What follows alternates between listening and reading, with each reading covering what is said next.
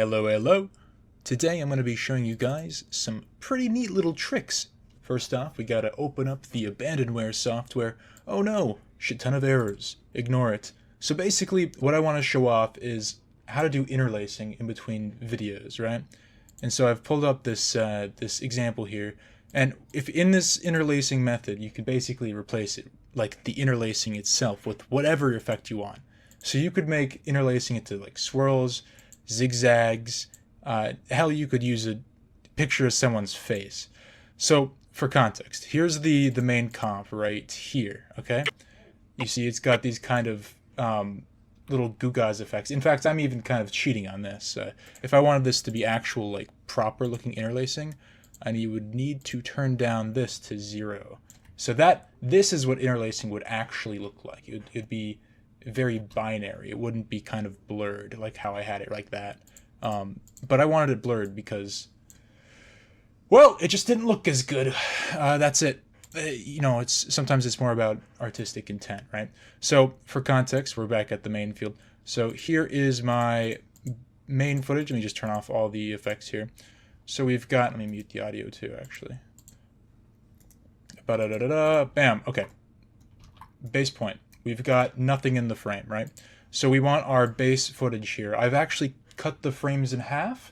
It was originally 30 FPS. Now it's 15. The reason why I've done that is so that I can take the other frame. So if I go to the very start, or just go here, you'll see every frame I go forward. So one frame, all right? Or here's the one frame, 2 frame. There you go. So there's 2 frames in between every movement of the actual video, right? And the reason why we want to do that is so that we can put the interlacing in between it, right? Have this show it, you know what I mean? So, okay. Here is your frame 1. Here's frame 2, right? And then we're basically taking this and we're taking frame 1. If I can pull the pen, yeah, here we go. So this is frame 1, frame 2, right? They look the same. They look identical, right? And so we want frame 3 to pull half of its data into frame 2 and half of the data of frame 1 into frame 2. Like kind of in lines, right? That's how interlacing works. So one row will be from frame 3 and one row will be from frame 1. And the way you basically achieve this is just by making like a black and white matte, right?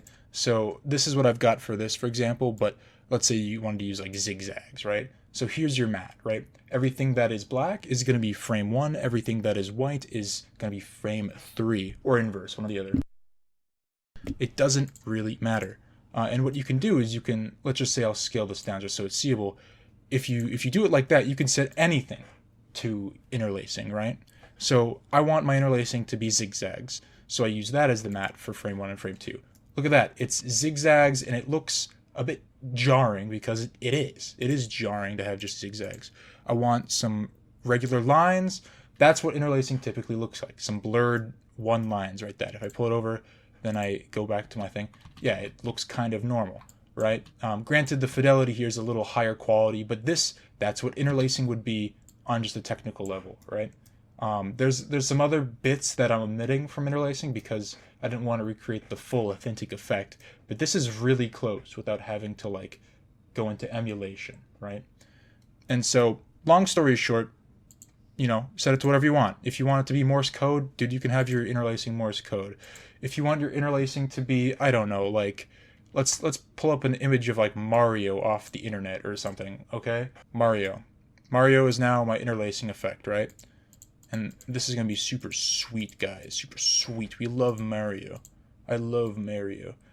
Mario is so cool. And I'm just going to add the shake effect. Again, this is abandonware, so bear with me here. If we add the shake effect on the hit film, and then just amount 0, and then scale it down. Bang, look at all those Marios. So many Marios. Okay, cool.